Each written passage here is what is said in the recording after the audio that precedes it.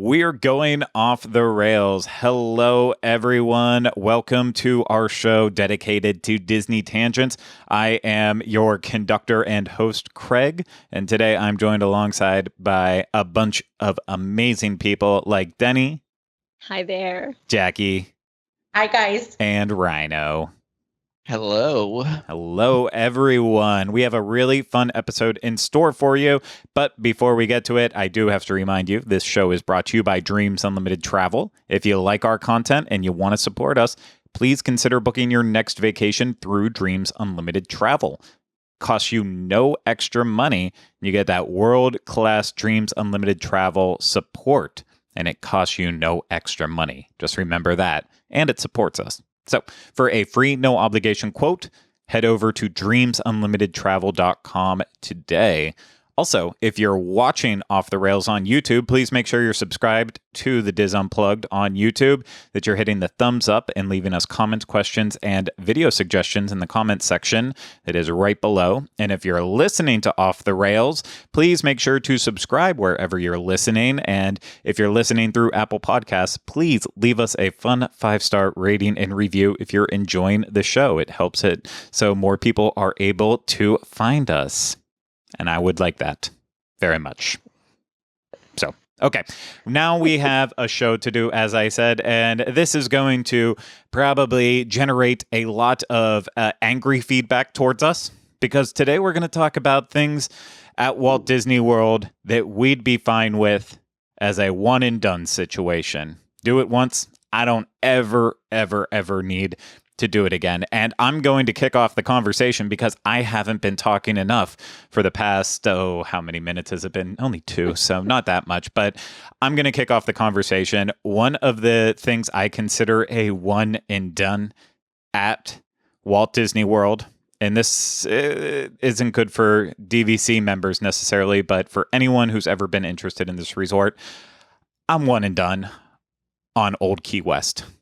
I think the place is just an absolute nightmare overall. I mean, I get that, like, the buildings all have that Key West charm. They're all in pastel colors, and just go to Key West. Yeah, go to Key West if you want the experience. So it's another 8 hours just south of here. You just keep driving. You'll get across a bridge, and you'll get to Old Key West. But like I've said this before on other shows. If you start to get your way out into like Davenport area of Orlando, you start getting to where a lot of rental communities are, and they're going for that you're in Florida vibe, which somehow in Orlando became those Key West pastel colors. And so I associate it with like, oh, you want to stay as cheaply as possible when you're coming to visit Orlando? Here, we'll set you up in this little community that's full of pastel colors. And if I'm offending anyone out there for your for this, I completely apologize. But it was the first townhouse I rented when I was finished with my whole college program fiasco and had to find a place to live. It was exactly that situation, and it has tarnished my view of that forever. But it's even beyond that with Old Key West. It's not just like I don't like the housing situation. They're not housing, but the accommodation situation, because there are some of the rooms are actually really nice and large, and I totally get it for that. And for DVC members, I think a lot of times it can be cheaper to stay there. So I don't know if that's true, but I also don't care in that regard. But I don't like anything else there. I don't like Olivia's. It's fine, but I don't want to go into the restaurant and see a bunch of pictures of random people's families up on the walls. I don't like the gurgling suitcase or whatever it's called, the little tiny bar that only fits 3 people in. It's just very small. What's the appeal of it? I don't get it. Feels like I was like, at this point, it feels like you'd be better off just doing an Airbnb in a nicer neighborhood. Like, I I mean, I know that wasn't a thing when this was built, but you're right. I never could put my finger on it where I was like, this is boring. This is a really boring looking resort. There's not really much happening there. The bar is terrible. And yeah, people talking about Olivia's. I went there once and I was like, this is like somebody's, like, I don't know, dining room. It's weird. Like, I was like, I would never think to go there. I don't even think it's a one and done. I think it's a never do it. Oh my gosh. Wow. See, I'm under my desk right now. I'll give anyone the benefit of the doubt as do it at least once and then be done with it, but a never do. I have been on that property twice. Once I went to see the rooms. I went in to hang out. Like a friend was staying there and I was like, okay, these are fine. And then once to meet a friend, Ashley, she was staying there and I met her at that bar that one time and I was like, this is a closet. And I get it. It's across from Disney Springs. And you can be like, look, I can go there. Yep. And I'm like, okay, well, I can get there from my house too. It's Saratoga Springs is right beside Disney Springs. Is Key West not on can you not get there from Key West? It's down the Sassagoula. Yeah. Yep. But you can take a boat, right? Yeah. Yeah, but it's not within walking distance. No. I didn't think it was in walking distance. I thought it was across the river. That's why I'm sorry. Like, yeah. I assumed wrongly of you. No, yeah. Well, yeah. Even I don't know. It's not worth it. Don't go there. I don't know. I know. Not for me. Not for me. Not for me. Not for me. Everyone is entitled to their own opinion, but Craig, my goodness, and Rhino, come on. I get it. We're not going to do that again. There it is. Although, let's start the counter today. Okay, I want people to go back to the Diz Unplugged show from this week because Pete actually says, "I get it," over and over and over again. And as I was rewatching it with my husband last night, I went, "Oh my gosh, see, he gets it too." I think he actually needs to pay you royalties for using your catchphrase. So that's trademarked now. Exactly. So yes, my lawyers will be in touch with his lawyers. But yeah, no, I have enjoyed staying at Old Key West. It's the original DVC resort. And while we're not DVC, it was when we still lived in Maryland. We used the rent trade board on disboards.com, and we rented DVC points from a family. We needed, my father-in-law is a stroke survivor. And so we needed something that was a little bit bigger and on a first level, like he can just walk right into it. It was absolutely perfect. And as everybody knows, those rooms are a little bit bigger because it was the first DVC resort. So it was just nice to have all the room that we needed. I will give you one thing about Old Key West is that the internal bus system, the internal buses can take a while because there's the resort is so massive. You just got to count in a little extra time because you could be on the first stop or you could be on the last bus stop. And that can take a bit. I, for one, enjoy Olivia's. Jackie and I, along with our hubbies, have shared a dinner at Olivia's before. We've met over there and we had a delightful time. Yes. If the pork chop is on the menu, I highly recommend it. It's like the Applebee's of Disney. Olivia's Cafe. Oh my God. I hate Applebee's. But you love Olivia's. Olivia's is amazing. So I have to tell you guys that I will never not love Old Key West because when we, that first Walt Disney World vacation that I've mentioned so many times way back in 2008. So before we knew about travel agents and things like this, we called our AAA person. And some of the Disney planners, and even it kills me to tell this, but we had no idea where to stay. And so I said to my AAA agent, where do you think that we should stay that can sleep 7 people? And so he sent us information on Saratoga Springs and Old Key West because those were the only 2 options way back then. And he was, or at least the ones that he thought of, whatever. And I didn't really like what I saw at Saratoga. And I was like, you know what? Old Key West looks like vacation. I mean, here we are. We're in Seattle where there's mountains and snow and whatever. Old Key West looks like vacation. So that's where we're staying. And oh my gosh, like we just felt like we were on vacation. And my mom, being a New Yorker, every word that ends with an A actually ends with an R when she says it. And so Peninsular Road is something that we will never stop laughing about. And it's the main road that goes through Old Key West. And it is spelled with an R on the end. And we're like, oh, look, it's just for you, Peninsular Road. There you go. So it holds so many memories for our family. And it just gets me all warm and fuzzy when I walk in because it just feels like home to me. So, listen, guys, the first hotel I remember staying in around Disney was a motel on I Drive, and I have no warm fuzzy feelings for it, and I don't miss it. So, oh my gosh. Just because it was the first one you went to doesn't mean there aren't better things out there. Oh, I love it so much, and I've stayed at every single hotel at Walt Disney World. I don't know. The Rhino does have a good point. The first isn't always the best. Yeah, tell that about my first wife. I didn't. It's Kylie, and it's a joke. I'm it's a joke we say to each other every night before we go to bed. I hate you. Okay, it's hilarious. Okay, who was another one and done at Walt Disney? Okay.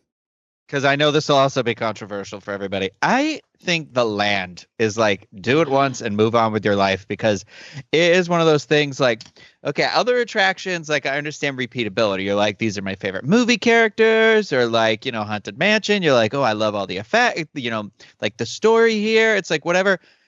The Living with the Land is like, okay, I just read the Farmer's Almanac from 1970 or 1982, and here I am to read it again 21 years later. Water. Like I do not understand the appeal of that attraction. It is definitely old school Epcot for sure, but it is like one of those where I am just like, if I would go back in a time machine and be the adult that was bringing my child here and we got off that ride, I'd be like, what did I pay for? See, compared to like, wait on the other side of your hand with like, we just spent a day at Magic Kingdom and now we're at Epcot and I went on this boat ride that told me about farming. Like, I'm not saying that there can't be educational attractions. I just do not understand why here we are so many years later still caring about it. I'm going to let Denny start unpacking this first. I have thoughts. I think she'll cover a lot of them, but I'll let her take first crack at this therapy. Changed my mind. Yeah. I don't know. It is literally it's my second favorite space in all of Epcot and rivals France for first a lot of times. It is the pavilion that I remember as a kid. So granted, Rhino, a Farmer's Almanac from 1982. It's a bit of a time capsule, and I love it for that reason, because as soon as I step into the pavilion and I smell the chlorinated water and I see those balloons, depicting the Four Seasons, I just feel like I'm a kid again. That is a place where before park passes were a thing, so before COVID, I would take a book and sit and read down. I'd get a cupcake and I'd sit and read in the seating area down there. I didn't have to ride Soarin' or Living with the Land or do anything else. I just sat there and just enjoyed myself, because it's a nostalgic touchstone for me personally. I do enjoy Living with the Land. Granted, Craig and I at a press event the year before last wrote it like how many times, Craig, in a row? I wasn't loving it 3 or 4. Much. Yeah. That was a bit much. Yeah. But on the Norm, that is a favorite of mine. I also really enjoy Garden Grill. I really enjoy that restaurant. I've never eaten there. Yeah. Oh, it's so good. Mm. It's really, really good. Beef with a great chimichurri sauce, if that's your thing, and all that you want to eat. So there's turkey and green beans. There's something for everyone, and you give me a revolving restaurant, and I'm a happy camper. So anyhow, I love the land pavilion personally. Yeah. I don't know if Rhino meant more living with the land or the land in whole, but obviously I meant the attraction. Yeah. Oh, forgive me. Yeah, Well, sorry. The attraction specifically. Also, Okay. I don't know how you read a book down there. It's the loudest place on earth. Yeah. However, though, I think you kind of do feel that way about the entire land, Rhino, the entire pavilion, that is, because we've like talked about Soarin' at length. And our thoughts on Soarin', specifically the current iteration of Soarin'. I know that you're kind of like just the middle of the line with the quick service restaurant that's in the land, which I can't. Why? What's that? Sunshine Seasons. Sunshine Seasons. Yeah. I always want to call it Seasons 52, and I'm like, nope. One is a restaurant outside of property, and the other, and. So you have that, and then I know you're not wild about you weren't wild about Circle of Life, and you're not wild about Ty Burrell trying to sell us on the Earth as well either. So when you really start adding up the land for Rhino as a whole, it's not great. But with living with the land, the one thing I'll say about that in particular is that I think you get what you pay for in that situation. If you go there and it's a walk-on, I don't know how you can be upset and how you can say, oh, this wasn't worth this was a one-time thing. If you're even 5-minute wait for it, it's like, oh yeah, you know what? I barely waited for that and I got some time off my feet. It wasn't like I had to hear the same song over and over again. It's relaxation. So if you waited an hour for it and then you had to sit through a 20-minute boat ride that seemed very bland, like the white toast without butter attraction of Epcot, then I could get your one and done attitude with it. But for a 5-minute wait or walk on, not a big deal. And it just, if you go at Christmas, they put pretty lights all around and they make it different. It just feels like you guys have described it that you like it because it's just because you keep going to Epcot.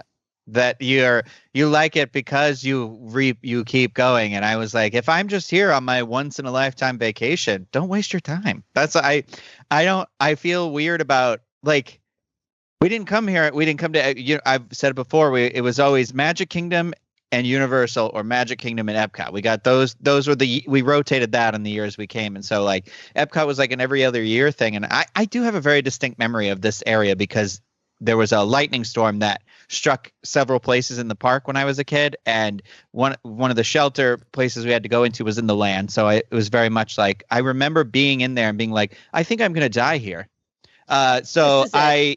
Yeah, this is the beginning of where post-traumatic stress happened for me for still to this day. I still have some issues with it. And I just remember being in there and being like, why are we in here? Even as a kid, I was like, I hate it in here. See, and I love seeing what fruit or vegetable is being grown into the shape of Mickey. So I live for that.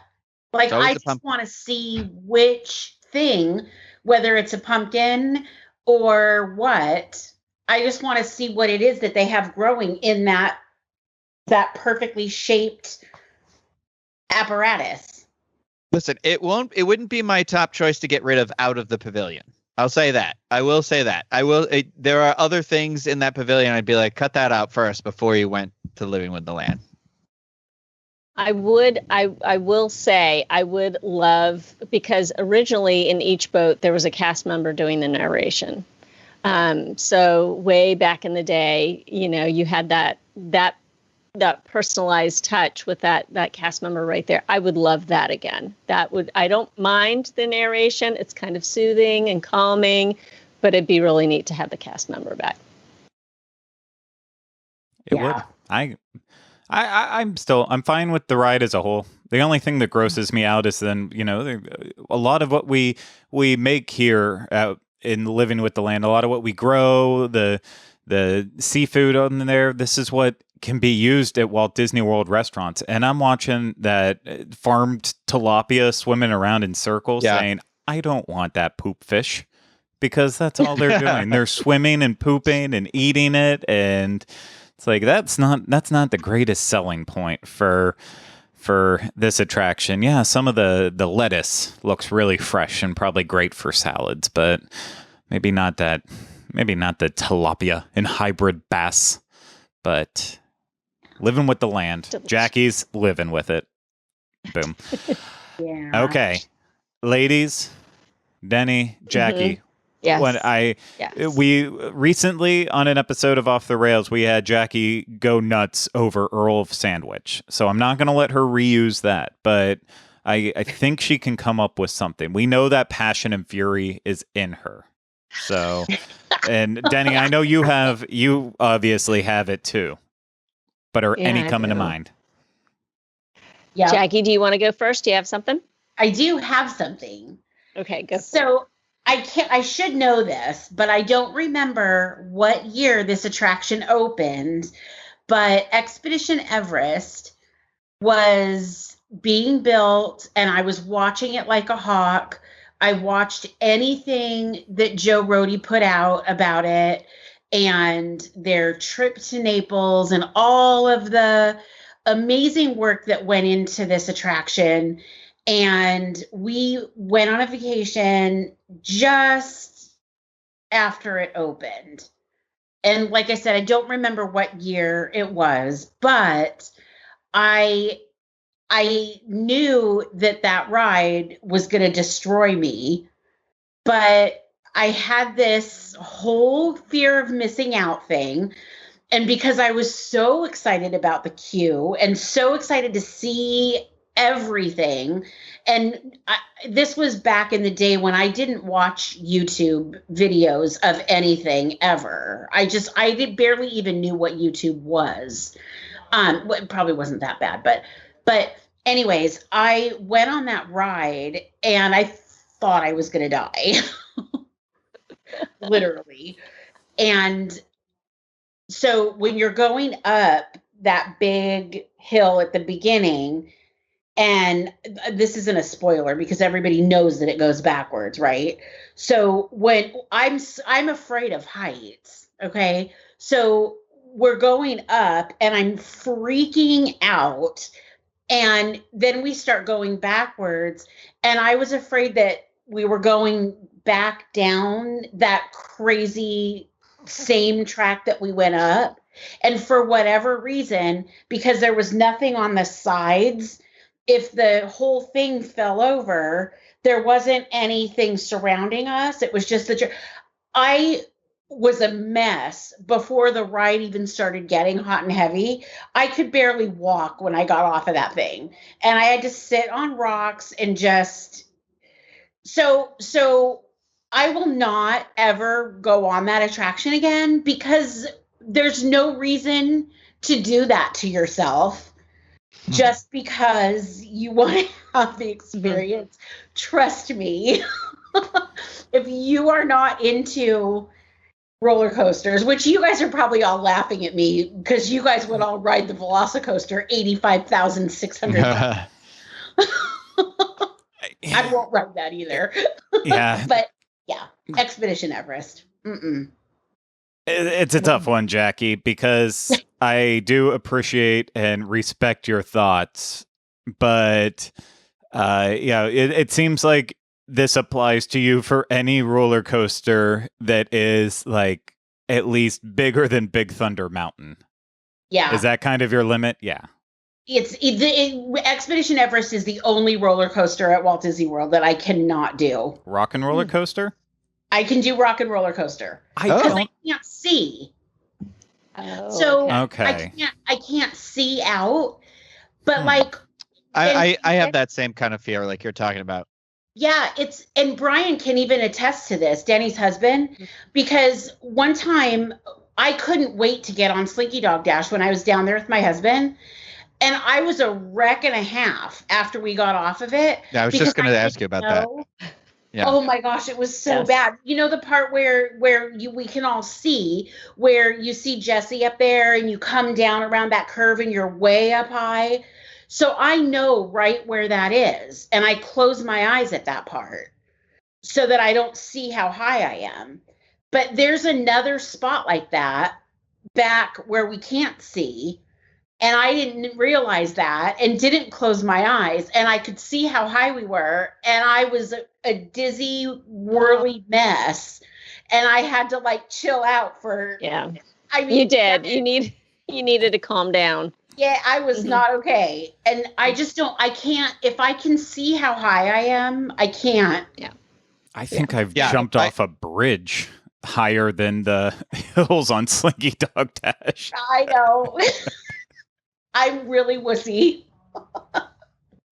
It's so bad. It's okay. You know how many years they tried to get me to go up to Deception Pass in Walt Disney World? Same deal. I can't. I don't know if you guys have ever seen Deception Pass, but it's a gigantic bridge, and I don't recall how many feet in the air it is, but it is, people bungee jump off of it. I can't, if I can see how high I am, it's not a good, okay. It's not ever, and I've been that way since I was a kid. I mean, my grandparents took me up to the trade towers, and when you looked across and saw the other one with the antenna, and you looked, and I could see how high I was, it was not good. Wow. And I was like 7. That's okay. So, I still disagree with you. Specifically with Expedition Everest, I think it is the opposite of a one and done, even if you're afraid of roller coasters, because it offers a awesome experience at multiple different seats on it. There is nothing, in my opinion, at Walt Disney World quite like the back row of Expedition Everest. That is one of my favorite attractions I can do when I'm in the very last row. It's the right balance of thrills with the breaks, with the Disney touch and charm, and I adore it so much. But then, the front row is a complete different experience too, because when you get that stopping point right at the top where you're pausing and the tracks are all bent up, I mean, that's a view. That's an awesome view. It gives you that last little push too, right? When you're like, oh, we're completely stopped, but then it just slides forward just a little bit more, right? When you're like, oh dear God, what happened? Yeah. Like, but then even the middle is an all around, like you get the best of both worlds with it, and you get some decent views as well too with it. So I think Expedition Everest is even if you're afraid of roller coasters, I think it can't be a one and done. You have to give it a chance in different seats and see maybe you can overlook some of the things that you were terrified of by just being in a different place. But I don't know. Or a blindfold. Or a blindfold, yeah. or if you're not going to go on a roller coaster because roller coasters aren't your thing, and there's just no way you could even make it through one time like Jackie did, just go for the queue. Go and look at the queue. It is one of the most amazing attraction queues in my books, in my opinion. It's just so detailed, and there's such a story being kind of, unraveled as you go through the queue and you head into the museum. Take the chicken exit, take that bypass, just let the cast member know, you know what, never mind. Yeah. I was just here to see the stuff, and I don't want to get on that train. Thank you. And they'll let you exit. So maybe, Jackie, next time you could do that. Yeah. I would definitely do that. I do that on Tower of Terror too. Just get the blindfold. Get the blindfold. Don't pay attention. Enjoy the rush. I might be able to swing that. I think you should try it. It doesn't even have to be a blindfold. You can get the little thing, the sleeper mask they give you on airplanes. Oh yeah. Just do that. It's a good look. Yes. Yes. That would be perfect. That would be great. Denny. Right. Yes. So One and done. my favorite park is Epcot, and I have lauded the virtues of Epcot till I'm blue in the face, so I won't do that. But and I've made mention of doing this before, but this really was the first one that came to mind today, was New Year's Eve in Epcot. That was one and done. Our first year after moving down, we wanted to to give it a whirl. Pete, just the year prior, had done his New Year's in Epcot, and he got on the show and just spoke so glowingly of the magical time that it was. And he had a great time, great day, the whole 9 yards. At least that's what I heard coming from him. And I thought, you know what, let's do this. We can do this. So to get out of the house you've got to get to the park early. So we are all rushing around trying to get our stuff together for the entire day at Epcot. So you have to pack everything that you're going to pack, and we were pulling in at 9:30 in the morning, and my husband was worried that we were getting there too late because, as we all know, on these big holidays, they'll hit a phased closure. Some of the parks will start to close, and thankfully, Epcot was not closed, and we were able to get into the park with a million kajillion other people, other guests, park guests. We were able to get into the park, and round about 1:30, we went, okay, we've literally done just about everything. So what now? We have hours and hours and hours, because you can't leave the park because it's getting close to capacity and you might not get back in. And the whole reason you're there doing that is to see those amazing fireworks. For New Year's Eve, with each pavilion doing a specific flourish. That was wonderful to get to see that. But literally you've got to camp out around, the World Showcase Lagoon. It was neat to do it. They'll do special DJs and dance parties in the different pavilions. They've got things set up for the kids around the park. It's neat, but it was a really long day, and getting out of the parking lot at night can be a pretty long wait. So it is, we're glad we did it, and I shan't do it again. Yeah, I remember you did this, and I was hoping you'd bring it up as yours, because I was thinking about bringing it up in the hypothetical sense, because I haven't even done New Year's Eve at Epcot. I am not anti doing it. It's just when I finally do it, I know the time commitment that's going to go into it. So I usually, if I want to be at Disney on New Year's Eve, I'll look to position myself either at a restaurant at the Polynesian or Hoop-de-Doo over at Fort Wilderness, so that way I can still enjoy Magic Kingdom's fireworks from beach locations rather than actually being in the parks in the party atmosphere. And that's always been my method. And one day I will psych myself up enough to do a New Year's Eve at Epcot, but I have a feeling I'd be the same way, one and done. I mean, with all the conventions Rhino and I have done and sleeping overnight in places, I'm not a stranger to sleeping on concrete for hours and hours and hours, and having cell phone chargers, books, everything you can do to possibly keep yourself preoccupied. But I don't know. Just with it seems different, because it's like, the holiday fireworks at Epcot were always awesome. And then it's like, I know it's going to be even better for New Year's Eve than even 4th of July. But is that really worth all of the extra aggravation and the people? I just don't know. I thought they did it for a couple of days. They only do it on the day? On the day. Mm-hmm. Not on the 30th? No. They have at Magic Kingdom before. They have done, but just for Magic Kingdom's fireworks.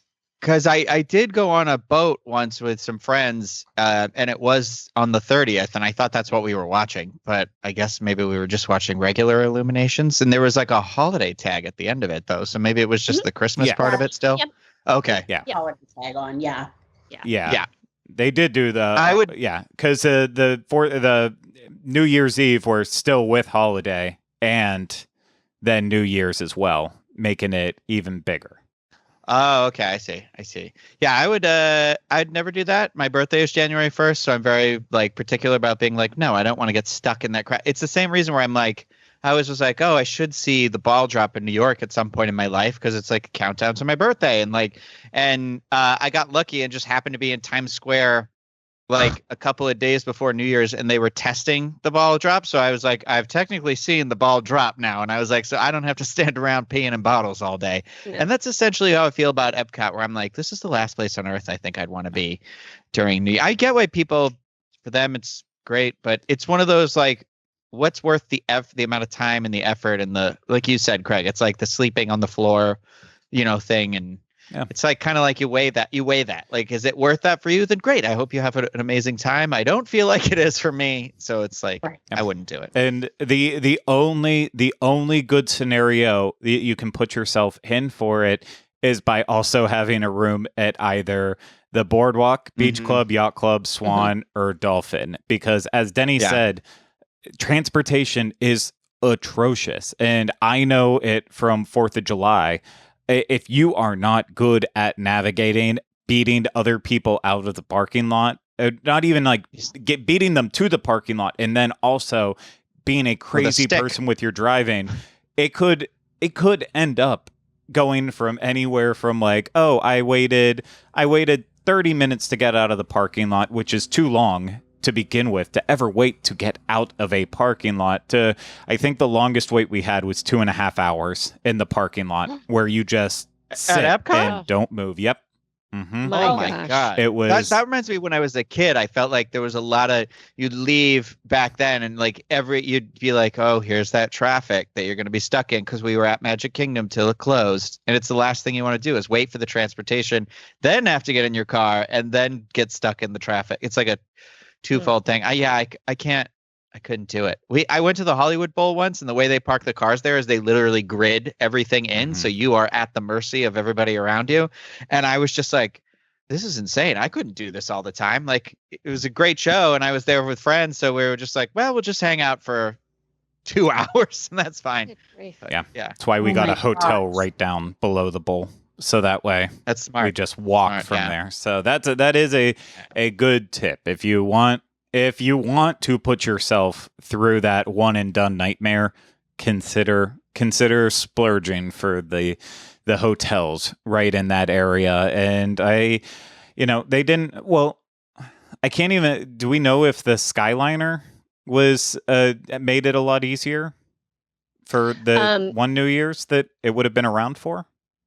I wasn't there, but I can tell you one thing. I recently left I walked out of the International Gateway and to leave at Park Close, and the line for the Skyliner was all the way back to the Beach Club. So there was distancing, but still, it was all the way to the Beach Club.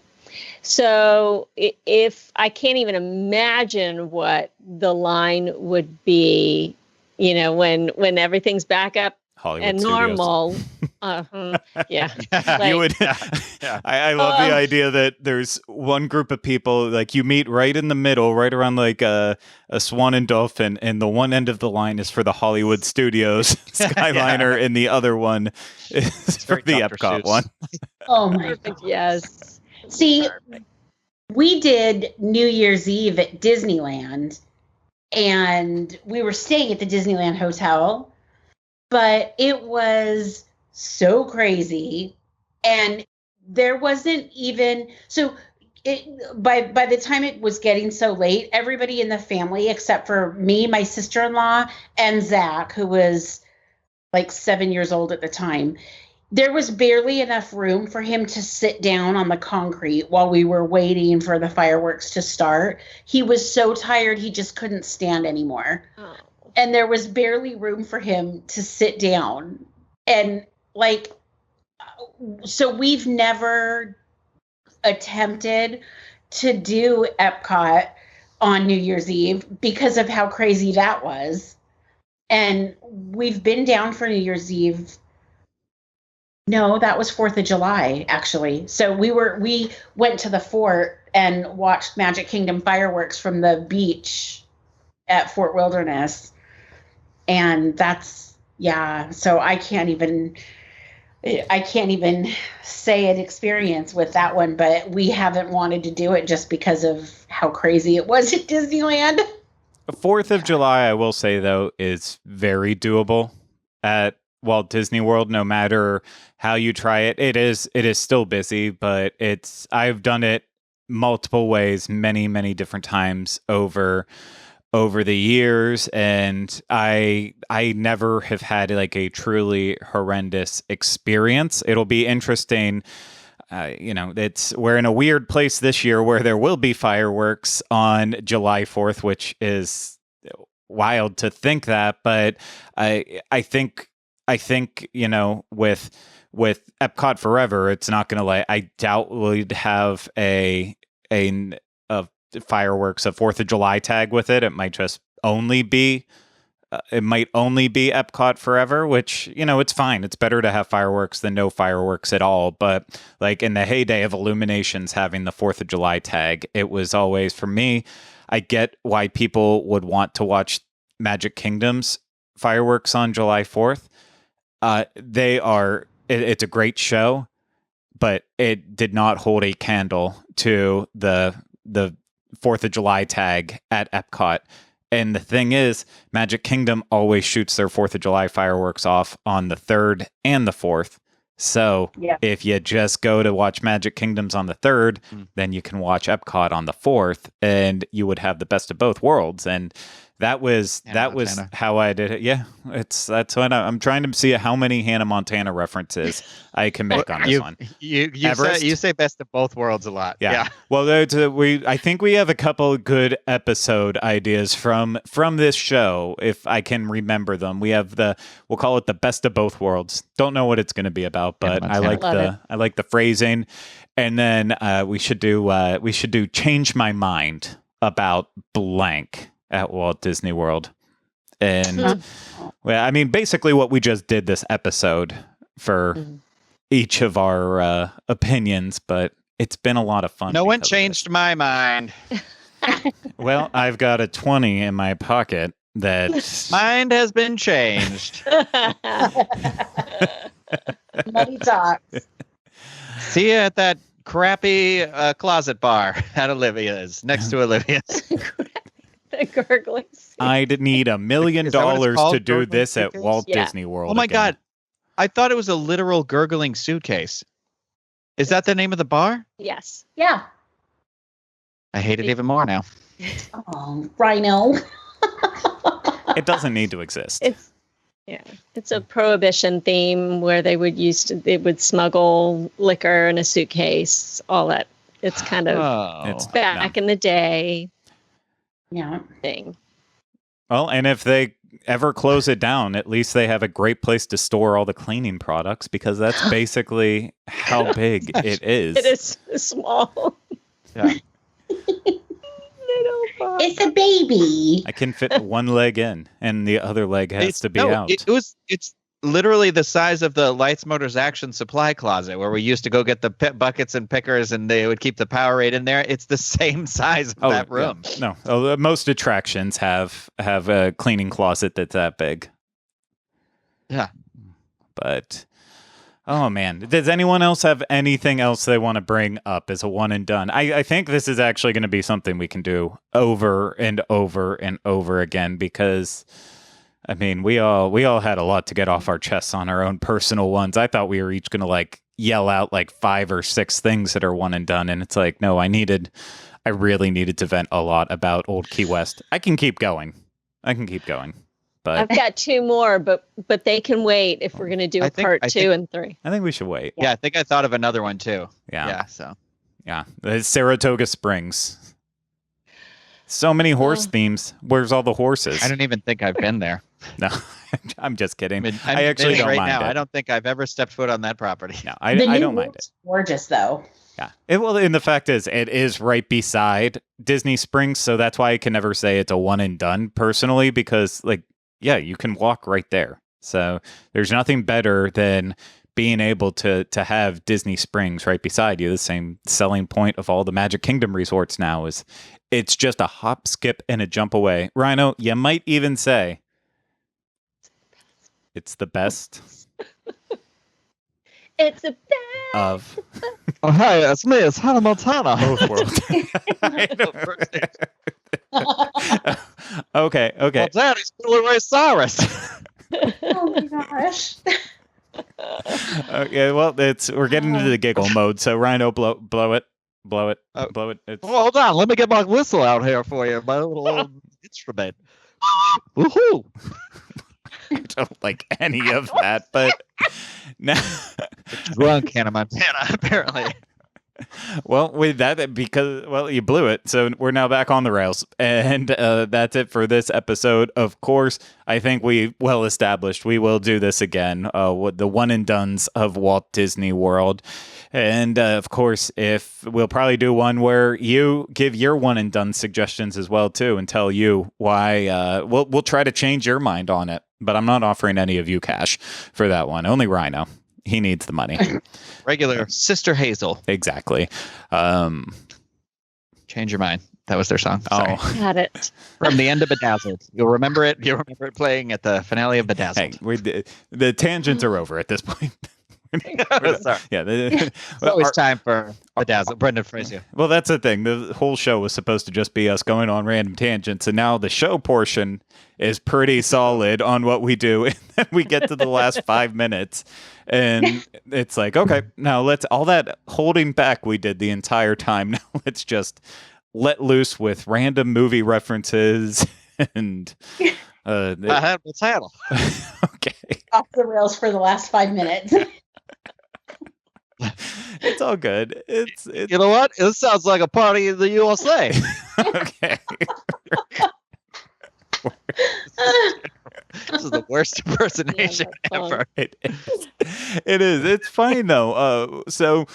Yeah, leave in the comments section if you're watching this on YouTube what your one and dones at Walt Disney World on. Maybe we'll talk about them one day. If you're listening, I would encourage you to go to YouTube and leave a comment and do it that way so you can make your voice heard as well. And no matter where you're listening to this, please make sure you're subscribed if you are one of those listeners and leave us those 5-star ratings and reviews on Apple Podcasts.